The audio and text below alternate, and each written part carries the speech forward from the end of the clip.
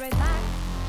I'm gonna get some heat for this one. But screw it, I don't care.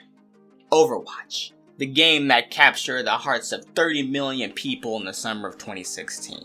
It was a huge breath of fresh air compared to the shooter genre that was the most popular at the time.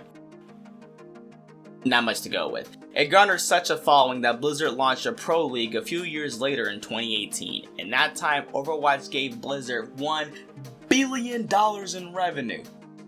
That's actually insane. I didn't know that until I did the research for this video. The other stats I also found were insane, but that's not the point of this video. Overwatch was a huge hit because it redefined the shooter genre, as I mentioned before. It proved it doesn't have to be hyper-realistic or war-based to be successful. You didn't have to shoot to enjoy it. Yeah, I can say that. It had a harmonious balance of a shooter and a MOBA. Kinda like Paladins, but better. It was the most inclusive game of its time in every sense of the word. And I mean actual inclusivity, not the tokenism you see. That's a whole different rant. It had representation of many backgrounds, walks of life, lifestyles, and all the more personalities you can love. Everyone and anyone had someone to relate to gravitate toward, to grow to love and care for. Some loved more than others. Don't judge me. So you could play a wee Japanese cyborg ninja, a bubbly British woman in the Air Force, a strong Russian woman with surprisingly nice pink hair, a big Vale drummer with a huge hammer, a robot monk, a DJ, and a talking gorilla from the moon that had all their own roles and places in the universe. All sorts of characters with different minds, bodies, and motives. What more can you ask for? It was a game that genuinely welcomed everyone. The game even brought in people who never played shooters before. It didn't matter if you were a complete beginner. That one really tickled Capo, but he didn't. Or if you were dunking on kids since 2009. Tactical nuke ready for launch. Tactical nuke incoming! Everyone had a place they could thrive. At least, that's how it started. There was a point it felt like Overwatch can only go up. Its popularity was constantly growing, there were new events and content that expanded the lore, introduced new modes that were awesome, and the viewership on Twitch and YouTube were skyrocketing. There were even creators who got huge from Overwatch, including some of my favorites to this very day. Okay, our positioning is very questionable. We're just sort of... Yes, I knew it! Out there, active. Yeah, listen, dude, I play video games inside, okay? I play video games inside at a desk in a very temperature-controlled room. I constantly adjust my heat and sometimes even a little bit of air conditioning. I have to live within about 5 degrees or so. I don't think I'm going to be sticking my head in a river. Also, we're going to run Ryan Zarya on Numbani attack? Oh my Jesus, we're fucked. Hey, what's going on, guys? My name is Karkiu, and today we're going to go over one ultimate tip for every hero. Yes, I'm still milking the idea of the one tip series, but with a little twist on it. Anyways, let's get started.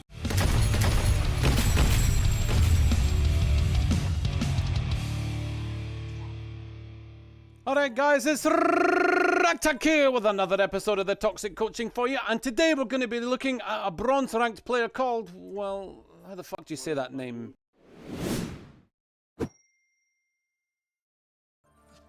Owen Rose, hello, how are you? Now look, don't get me wrong, we all know the problems with Activision Blizzard in general, not just Overwatch. The harassment allegations, the terrible monetization routes, blatantly ignoring their communities, refusing to put any kind of resource into their games, and Bobby Psychotic, and no word about Overwatch 2 for years only to announce it got delayed.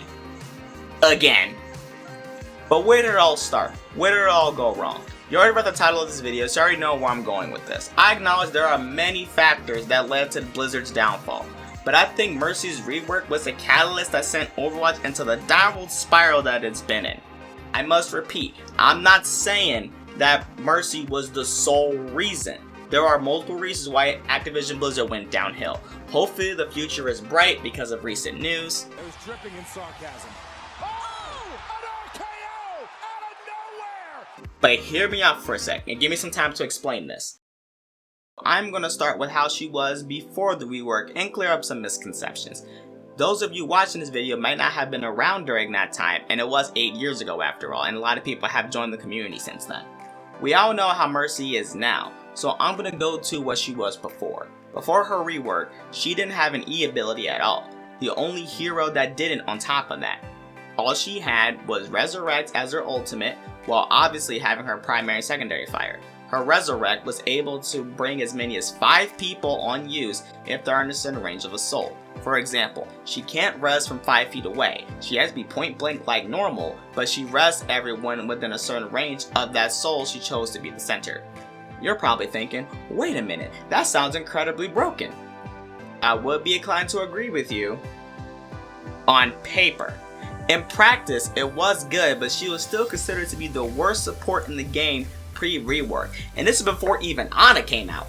You're thinking, how can that be? She can erase a team wipe. How isn't that broken? Well, to start off, whenever she used it, she would immediately die most of the time, or even if she didn't, it was extremely rare she would actually survive using the res. Imagine getting a full team wipe as Hanzo, Junkrat, or even McCree. You literally get 4-5 people. You're more likely to get those than a full team res as Mercy. It was extremely rare, almost never happened. A majority of the time, you have to settle with 1 to 2 people each time. Sometimes you get 3, but that's kind of up in the air. Also, a lot of the time when you were the person being res, you couldn't move immediately, and you will often die, again feeding the enemy team ult charge, assuming they used them to kill you in the first place. I know that alone is not enough to convince you. I mean, if you don't believe me, just ask Vale. He's been a top 500 Mercy player for years now. Honestly, since the beginning. Go back and look on Reddit and look at like tier lists that people made. On like the Overwatch Reddit and competitive Overwatch Reddit, Mercy literally used to be never picked in professional play unless there was like a pharmacy, in which case she just purely pocketed the Pharah and that was it. And she was considered, you know, F tier. And then yeah, just again on those tier lists, like she was considered throw pick and people would get mad at you if you selected her. And this was again during instant 5-man res. Mercy had impact. And like, I'm fine with them taking it away, but I feel like they should have given her impact in a different way. And I'm upset that they didn't. Like, before, you used to be able to be like, wow, Mercy did something that won the game for us. And most, if not every other hero has that. And it's just like, Mercy doesn't now. And it feels bad. But Blizzard also agreed with me on this. Because, fun fact, Mass Res was literally bugged 3 times before she got reworked completely. Yep, it's true. I'll be listing all my sources in the description and on screen so you can check them out for yourself. I'm not lying. She was a decent pick, but she was nowhere near top tier. Nowhere near there. The meta supports were Lucio and Zenyatta, and then Lucio and Ana when she came out.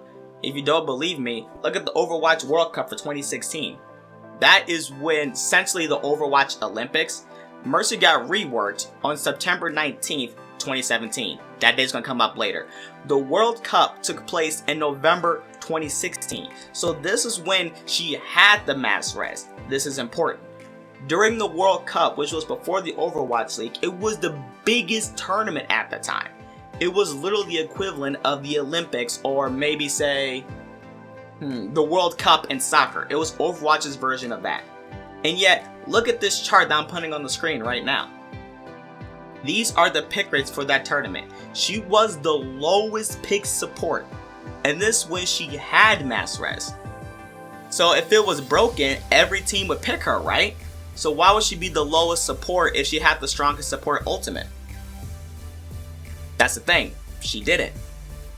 Competitively, Mercy was nowhere near viable. Despite this, Mercy was the most popular hero, confirmed by Jeff Kaplan himself, and other sources that I can't mention on YouTube. She was the entry hero for people who didn't primarily play shooters. She was the hero that anyone could play despite their experience. And in my opinion, she was the hero that showcased how diverse Overwatch was when it came to playstyles, and she was the reason a lot of people got into the game to begin with, especially women. Now, that wasn't the only thing to love about Mercy either. She gave that feeling of a mobile doctor with her hypnotizing glide with her guardian angel, flying in between everyone effortlessly and helping you in a pinch. She had the most consistent output before Ana. It felt great getting to a teammate at the last second, keeping them alive. It also felt great being healed by Mercy. She gave you that comforting, almost nurturing feeling that she has your back, which made you want to protect her at all costs, like how a support should be. It went along great with her personality and character. When all else fails, she would come in with the mass res. It created insanely hype moments because you thought the fight was over. It was even more hype when the enemy team had a Mercy too and res both teams at once. She gave you that second chance, and as Mercy, it felt great. I gave my team a second chance. I survived long enough to get my team back in the fight when it seemed all hope was lost. Mass res was a huge part of Mercy's character. It is what made her iconic. Even when you look in the trailers when the game was first being advertised, it showcased this. When everything is in ruin, darkness is surrounding you, hope is leaving your body, you find yourself slipping away, Mercy was that beacon of light, the beacon of a bright future when she swoops in with a face that expresses, I got you, you can do this, everything will be okay, get back in there, I believe in you, then shouts, heroes never die. You felt important, you felt like you made a difference, you had a strong impact as a support. Just like Lucio with Sound Barrier and Zenyatta with Transcendence, it wasn't just another support ultimate that enabled someone else. You got to choose when, where, and who. You felt powerful. You felt capable. Her character beamed with positive energy, and Mass Res was a huge part of what made her that way. Well, that and her witch skin, because good lord, look at her! I would not blame Reaper one bit in his position. I'd probably switch places with him if I could at this point. What the fuck? I'm not one for objectifying, okay? It's a video game character. I think we can all have a little bit... Jesus Christ, okay? Jesus fucking, look at her! What the hell? And I was just like Googling the internet, I was looking at like GameStop. It's more like stop, look at this game, and look at her. What the hell? I'm just mad that I can't go to a convention right now, find a cosplayer of this character, and pay her $1,600 just to fucking step on me! But that's enough of me simping. The point is, it was an iconic part of her kit. It's like McCree with Deadeye, and every night when the clock strikes 12, I immediately think, It's hand. Deadeye is synonymous with McCree, just like how Mass Res was synonymous with Mercy. At least, that's how it used to be. Now that you have a brief rundown, and for some of you a refresher, on how Mercy was pre-rework, now I'm gonna go into why she was reworked to begin with, and why that our favorite witch is, although better competitively, is a shell of her former self.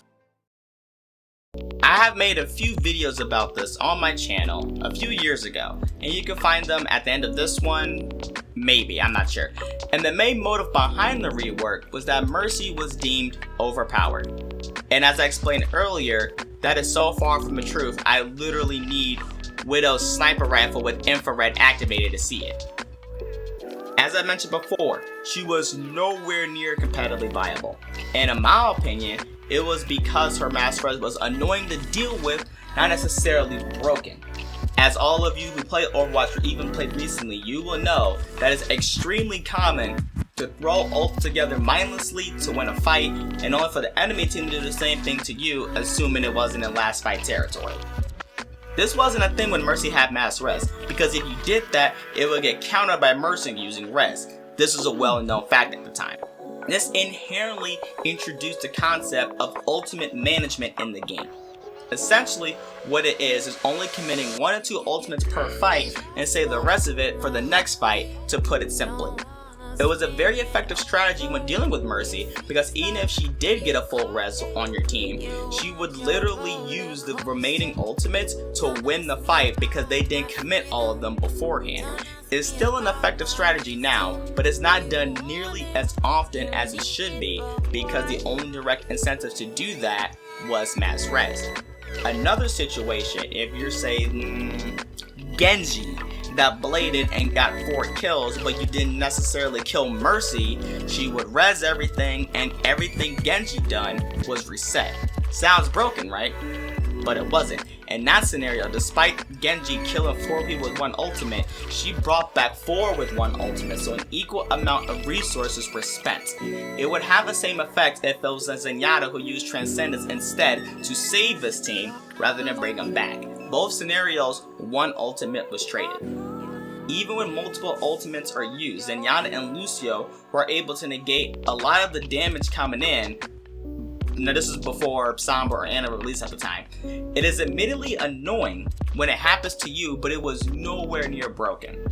Another common complaint was a hide to seek strategy when Mercy will stop healing, hide somewhere, and then come in for a big res. Now don't get me wrong, I'm not going to beat around the bush. It was a common strat. It definitely was, but not an effective one the higher you went up the ranks. Most players around Diamond and above will tell you that. Now, I'm not here to rank shame or do anything like that. I'm just pointing out how it was. It was harder to pull off the higher you went up the ladder.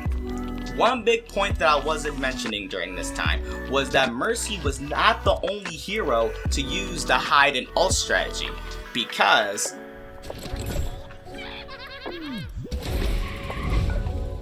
our favorite explosive lover was known for doing the same exact thing. You can even argue D.Va does this too, when she hides behind walls to throw her mecha unexpected angles. Sombra also does this with EMP, but that's kind of self-explanatory. So these team wiping ultimates were okay, but Mercy's wasn't? But why? I would get to that a little later in the video. These were the primary reason why it was championed for Mercy to get reworked, and it went through. September 19th, 2017 was the day everything changed, and then the day Overwatch will never be the same again. Now, the Mercy rework sparked one of the biggest controversies within the Overwatch community in the game's history, with the exception of Brig, obviously.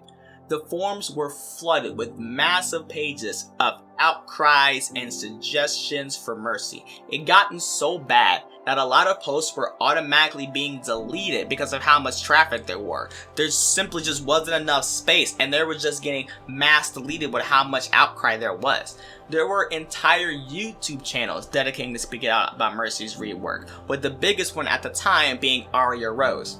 Now, Aria Rose also started the infamous #ReworkMercy movement.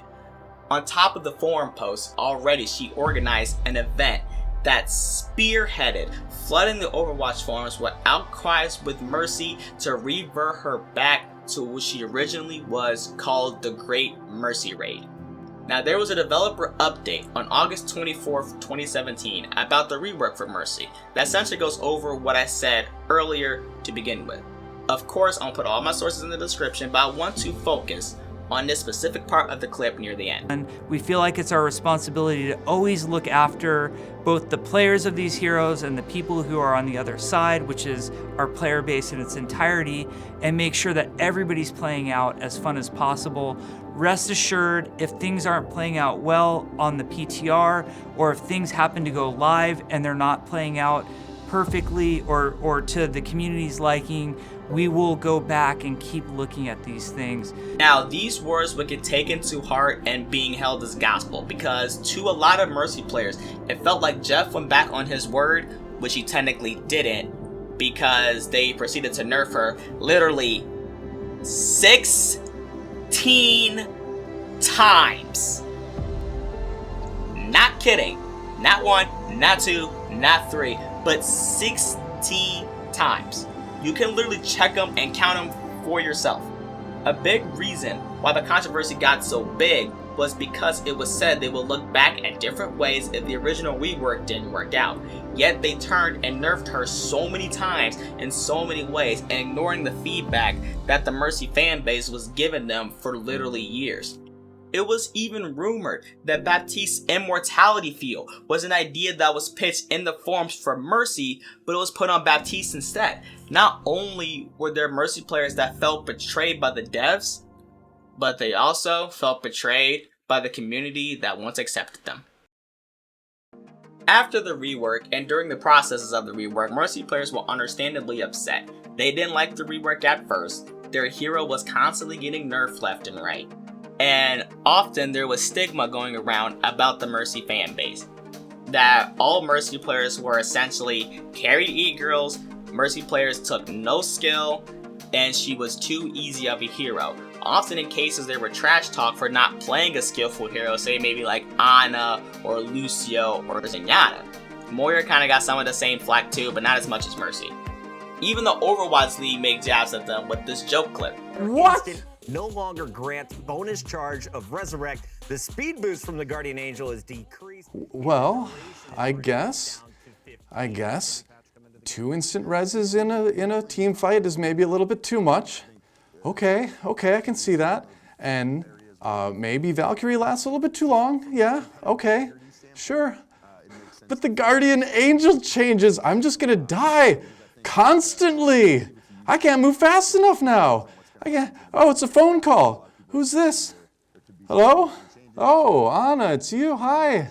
Yeah, Oh, I just saw. Yeah. I'm very happy for you. Yes, that's great. You'll be a lot. Oh, and Moira's there too? Oh, good. Yes, we'll be seeing a lot more of you guys. That's awesome. I'm very happy. It's great.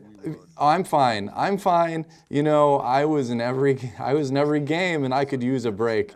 I need a vacation, so don't worry about me. I'm good. You too. Goodbye. Already, and I can't wait for the new meta without Mercy in it. We all can't. I'm needing that right now, man. A strong and common sentiment that was being shared was that Mercy shouldn't be strong in any way because she's not a skillful hero, which honestly just means aim, but that's a whole nother rant video. Mercy's res had a double standard because even though tank and DPS ultimates require you to hide, just like Mercy's was, like I mentioned with Junkrat and Diva. But so this combined with all the nerfs over the next 2 years and being ignored by the developers, Mercy players were, in my honest opinion, bullied out of the same community that used to welcome everyone. Instead of everyone being able to have a place in Overwatch and be successful, no matter the playstyle, it all became about who can aim the best. It started becoming apparent that utility heroes weren't welcome in Overwatch anymore. As the years went by, the game became more and more DPS focused. There were heroes that were meant to be released as supports but got changed to DPS, including Echo and Sombra, just to name a couple. Even Symmetra got switched from support to DPS. Overwatch has honestly lost a lot of its luster for me and a lot of the people I used to play with. It wasn't the same welcoming and inclusive game that a lot of people fell in love with. It honestly has been descending into another generic Call of Duty-like shooter. For not just Mercy players, but for also heroes like Mei, Sombra, Reinhardt were being nerfed with similar sentiment. It seems like this trend will continue with Overwatch 2 with the 5v5 and the more DPS focused balance changes, assuming it gets released under Microsoft. I don't hate Overwatch by any means, but I find myself not coming back to the game as much as I used to. I mean, the only reason I'm playing it now is because I needed footage to record this video. This rant video is coming from a place of love. I do want Mercy's res back, of course I do. I know it's not a popular opinion. If anything, it will make Mercy less viable because her res is now on a cooldown instead of an ultimate, so she's a lot stronger in the mid fight and able to do not necessarily more reses per game, but she's able to res picks and stop engages. Yeah, the change will make her less playable at a competitive level, but at least to huge res plays that made her iconic and fun will be back. This coming from a player who wants Overwatch to be the same inclusive and fun space it used to be. Honestly, Overwatch 2 isn't looking great multiplayer wise, so I just hope a story campaign will be worthwhile. You can dislike and wait. Never mind, I forgot. YouTube got rid of that. But you can like, comment, share, do whatever. I just wanted to get my thoughts out because I often find myself ranting about this when I play with my friends on the rare times that I do. So if you made it this far, thanks for watching, appreciate it, and I'm gonna head out of here.